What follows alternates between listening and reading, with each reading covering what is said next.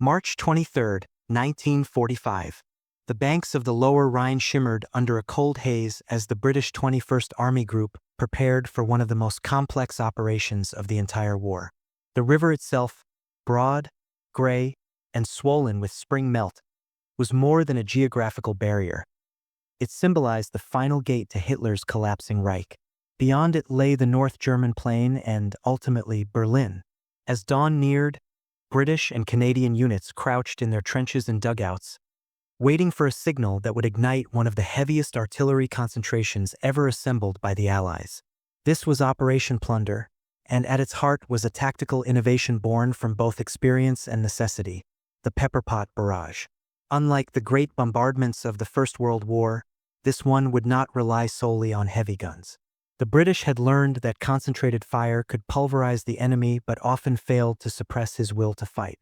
Instead, the Pepperpot method distributed firepower across every available weapon: artillery, mortars, tanks, machine guns, even anti-aircraft guns angled for ground fire. The effect was less like a hammer blow and more like a storm of lead and iron raining from every direction. For weeks, field commanders under General Sir Miles Dempsey had been rehearsing the crossing plan near Ries and Wesel. Engineers stockpiled assault boats, bridging materials, and smoke canisters. The Royal Air Force stood ready to launch diversionary raids while artillery crews calculated thousands of firing tables. The German 15th Army, under General Gustav von Zungen, occupied the opposite bank. Its formations were a patchwork: Volkssturm units, remnants of panzer divisions, and young conscripts scarcely trained to fire their rifles. Yet even in its weakened state, the German defense line along the Rhine was formidable. Fortified dikes, minefields, and camouflaged gun pits lining the eastern shore.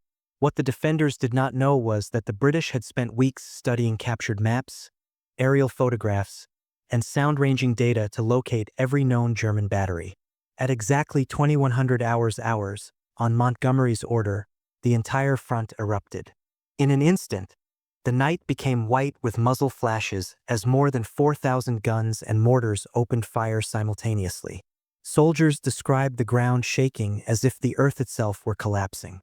The Pepperpot had begun, and within hours it would render the German defenses along the Rhine obsolete.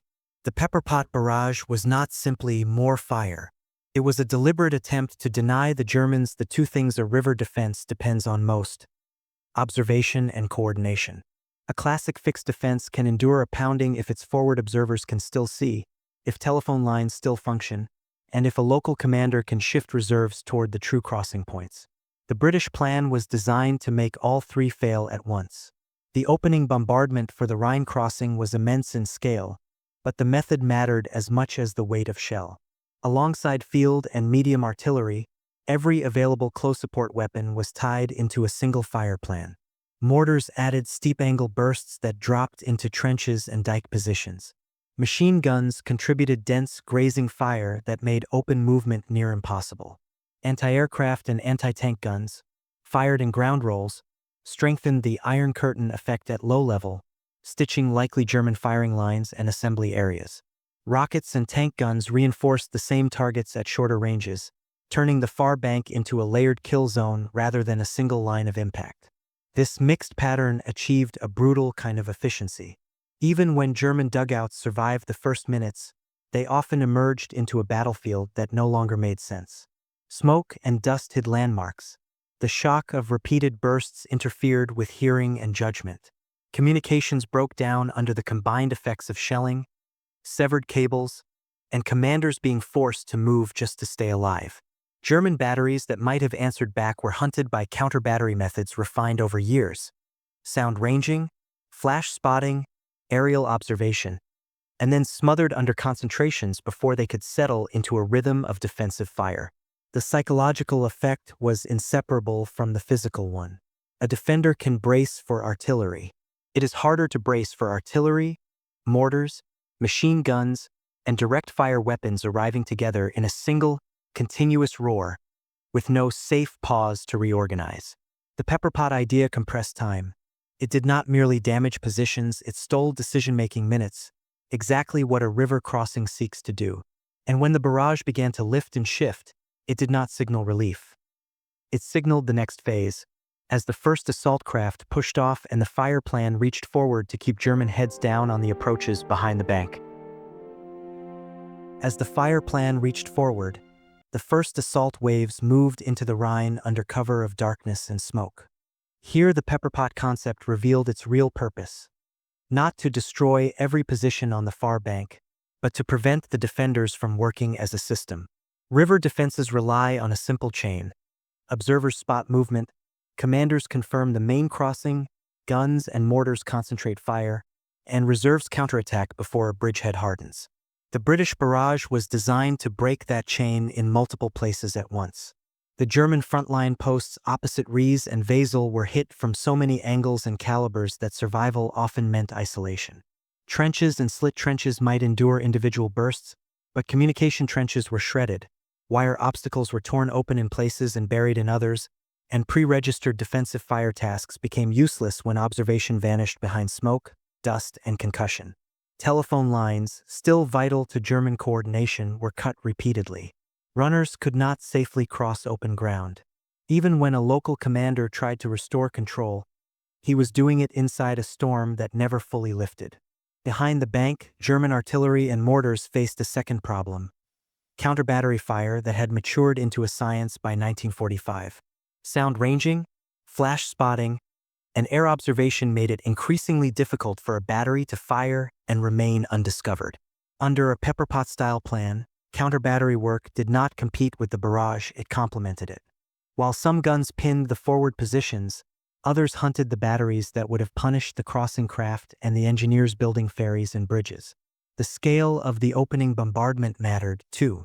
Contemporary accounts and post-war summaries repeatedly emphasized the density of fire during the Rhine crossing, thousands of guns firing in a sustained program designed to smother likely German firing lines and assembly areas. At Wesel, the destruction was compounded by air attack, leaving defenders in a landscape of collapsing masonry and shattered streets before they even faced the ground assault. And crucially, the Germans defending the Rhine in early 1945 were not the Germans of 1940 or 1941. Many units were under strength, short of vehicles, and increasingly dependent on static positions and local initiative. The Pepperpot barrage targeted the one thing such a defense cannot afford to lose: the ability to respond coherently. By the time the 1st British and Canadian infantry were consolidating on the far bank, German resistance often existed as disconnected pockets rather than a coordinated line, brave in places, but unable to concentrate power at the decisive point. As dawn broke over the shattered eastern bank, British and Canadian units were already widening their tenuous bridgeheads. Engineers, soaked and sleepless, worked under constant threat of sniper and mortar fire to assemble Bailey bridges and pontoon spans. The Pepperpot barrage still pulsed in the background, no longer the continuous roar of the opening, but a carefully managed rhythm of suppression fire designed to isolate counterattacks before they could form. Every lesson of Normandy and the Scheldt was being applied here. Artillery observers advanced with the first infantry waves, calling corrections by radio. Air observation posts, tiny Oster aircraft flying at treetop height, circulated above the smoke to relay real-time reports. When German movement was spotted on approach roads east of Wesel, pre-plotted concentrations were triggered within minutes, cutting off reinforcement columns and turning crossroads into fields of wrecked transport. German attempts to mount organized counterfire were frustrated at every stage. Batteries that survived the initial storm found their ammunition dumps exposed.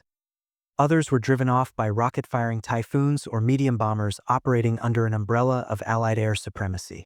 Reports from captured prisoners later confirmed how disorienting the Pepperpot had been. Men emerging from cellars spoke of being deafened for hours, of smoke thick enough to obscure even the Rhine itself, of units unable to receive orders and acting on rumor. The cohesive defensive doctrine that had once characterized the Wehrmacht's river lines was dissolving into local firefights fought by isolated squads. By March 24th, British command posts received word that airborne operations had begun upstream. The sudden thunder of engines and parachutes filled the dawn as Operation Varsity unfolded, the largest single-day airborne drop of the war. The timing was deliberate. Montgomery's staff had calculated that the combination of the Pepperpot on the ground and the airborne assault behind enemy lines would break the spine of resistance in the Wesel sector. For German commanders, it presented an impossible dilemma: reinforce the river line and risk encirclement, or fall back and concede the crossing altogether. The British pressed their advantage. By evening, armored elements were crossing on the first completed spans, while mobile artillery established fire bases on the far bank. What had begun as a set-piece assault was becoming a breakthrough. German radio intercepts captured by Allied intelligence showed confusion, orders contradicting each other, units reporting destroyed, and higher headquarters demanding positions that no longer existed. The Pepperpot Barrage had done more than pave the way across the Rhine. It had removed the very structure of German defense, replacing organization with chaos. By the morning of March 24th, the critical fact on the ground was simple: the Germans had not lost because they lacked courage on the riverbank. They lost because the defensive system they depended on had been smothered before it could function. A Rhine defense needed clear sightlines, reliable signals, and the ability to concentrate fire on the true crossing sites. The British approach, especially the Pepperpot method, worked against all three. First came concealment. The crossing preparations were masked by smoke on a scale rarely seen in Northwest Europe, and that mattered because German artillery was most dangerous when it could observe and adjust. When observation was reduced to guesswork, pre-planned fire tasks became less efficient, and ammunition, already scarce in many late-war German formations, was spent with diminishing effect. Then came tempo. The opening bombardment lasted hours and drew on thousands of guns, with additional bombing strikes against strongpoints such as Wesel. But as the assault craft went in, the character of the fire shifted. This is where the Pepperpot idea did its real work. It blended the big artillery program with the relentless pressure of closer weapons, mortars, machine guns, tank guns, and other direct fire systems, so that suppression did not fade at the moment infantry were most exposed. In practical terms, the Germans were forced to fight through a layered curtain. Heavy shelling and smoke to disrupt the wider battlefield, and then dense, nearer fire to deny movement and rebuild their line. Late-war German units in this sector were also structurally vulnerable. Army Group H's forces were under strength, short of armor, and increasingly reliant on improvised battle groups and local initiative. That could produce sharp resistance in pockets, but it was a poor match against a crossing executed by a coalition that could coordinate engineers, artillery, air support, and armor in one continuous sequence. When German commanders tried to assemble counterattacks, they had to move along predictable routes and choke points: roads, dikes, bridges, and those were exactly the places Allied fire plans were designed to seal off. By the time heavier Allied vehicles began crossing on ferries and newly laid bridges, the battle had already tilted. The German defense was no longer a coherent front. It was a collection of isolated fights, unable to concentrate against the bridgeheads before they hardened into a breakthrough.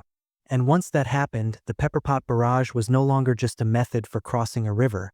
It became part of the mechanism that turned a set-piece assault into collapse. In the weeks that followed, British after-action reports and later official accounts returned to the same conclusion.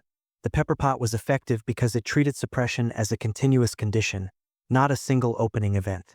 Rather than assuming that heavy guns alone would solve the far bank, planners used every available weapon to keep German heads down, while engineers and infantry did the hardest work of the crossing. That mattered in 1945 because German defenses were increasingly brittle. When their communications were cut, their observation blinded, and their reserves forced to move through pre-registered killing areas, the defense could not recover its shape fast enough to throw the attackers back into the river. It is also why Pepperpot is remembered less as a novelty and more as a late-war expression of something Britain had refined since El Alamein and Normandy. Tightly coordinated, methodical firepower used to buy time and momentum at the decisive point. The Rhine crossing demanded speed, because every hour without firm bridges was an hour the enemy could still concentrate guns on the river. The barrage, in all its layers, helped deny that opportunity. Once a bridgehead became a corridor for armor and supply, the Rhine ceased to be a defensive line and became a boundary the Germans had already lost. And that is the key lesson of the Pepperpot in 1945. German defenses did not collapse only because they were weaker, but because Britain's fire plan was designed to collapse the system that made a river defense possible. If you enjoyed this kind of calm, detailed World War II history, please like the video, subscribe, and tell me in the comments which late war operation you want covered next.